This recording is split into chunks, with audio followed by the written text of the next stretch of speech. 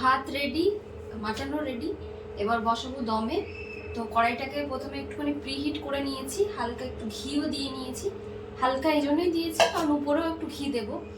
আর আমাদের কাছে ঘি শেষ হয়ে গেছে, আমুলের এই ঘি এখন ভরসা, তো একটা প্যাকেটই ইউজ করছি কারণ দুজনের কোয়ান্টিটিতে আর কত ইউজ করবো, তো এইটা ইউজ করছি। আর মাটনে তো চর্বি আছে প্লাস তেল ইউজ হয়েছে, ওই জন্য একটুখানি হালকা করে ঘি লাগিয়ে নিয়েছি নিচটাতে।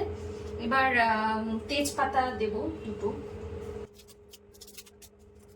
তেজপাতা দেবো নিচে। আর আমি বিরিয়ানি বসাই একদম মানে নিচটাতেই মাংস দিয়ে দিই, তো সেটাই করব আজকে। মাটনটা পুরোটা ঢেলে দেবো, তারপর দেবো হচ্ছে ভাত। ভাতটাকে আমি এভাবেই ফ্যানটা ঝরাই, তাহলে কি অত ঝামেলা হয় না। এক জায়গায় খোলা জায়গায় রেখে দাও, ফ্যান ঝরিয়ে ফ্যানটাকে নেটে ঝরাও, এইসব ব্যাপার ট্যাপার থাকে, তো অনেক ঝামেলার ব্যাপার। ওই জন্য আমি একটু শক্ত থাকতে নামাই, যতটা শক্ত নামানো উচিত তার থেকেও বেশি শক্ত থাকতে নামাই, যাতে এইভাবে ফ্যানটা ঝরাতে পারি। এর মধ্যে ডিমগুলো মাটনের মধ্যে দিয়ে দেবো, এক সাইডেই রাখি। এরপর দেবো ভাতগুলোকে, দেখো একদম কিন্তু ঝরঝরে ভাত।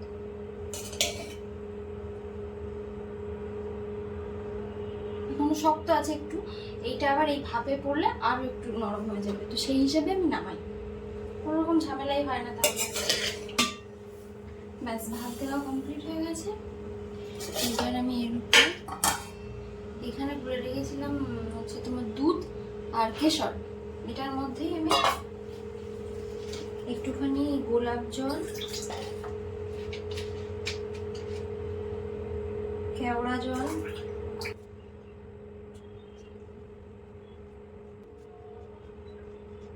মাটন কষানোর সময় আমি বিরিয়ানি মশলা ইউজ করেছিলাম, তাই অল্প করে ছড়িয়ে দিচ্ছি একটুখানি উপর থেকে বিরিয়ানি মশলা।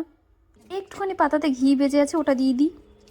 দুধ আর কেশরের মিশ্রণের মধ্যেই আমি কিন্তু আতর, তারপরে বিরিয়ানি মশলা এগুলো দিয়ে রাখি, কারণ কোনটা একটা স্কিপ করে যাই যদি ভুলে, তাই জন্য সব একসাথে দিয়েই দিই। কিন্তু আজকে আটাটা মেখে রাখতে ভুলে গেছিলাম, তাই আতরটা একদম লাস্টে দিলাম, না হলে সেন্টটাই উড়ে চলে যাবে। ব্যাস, এবার ঢাকা দিয়ে একটা তাওয়ার উপরে 15 মিনিট মতো দম দিয়ে নিলেই বিরিয়ানি রেডি।